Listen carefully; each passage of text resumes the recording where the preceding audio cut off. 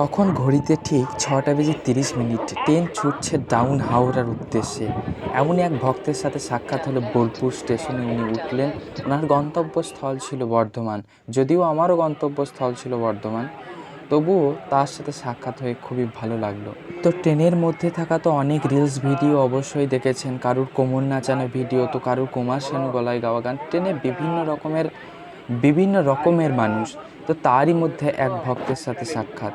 তো এই ভিডিও থেকে একটাই শিক্ষা, জন্ম হোক যথা তথা কর্মই হবে শ্রেষ্ঠ। তাই আপনি যে কোনো পরিস্থিতিতেই বা থাকুন না কেন, যেখানেই বা থাকুন না কেন, অবশ্যই হরিনাম নিরন্তর জপ করুন, ভগবানকে স্মরণ করুন। যদিও লোকাল ট্রেন, অনেক ভিড়, অনেকের চেঁচামেচি, উনি কষ্ট করে উঠে দেখিয়ে দিলেন যে এভাবে হরিনাম করা যায়। তো আপনিও ভগবানের দিব্য নাম স্মরণ করতে কখনো কোনো পরিস্থিতি লজ্জা পাবেন না। ভিডিওটি ভালো লাগলে শেয়ার করবেন। ধন্যবাদ।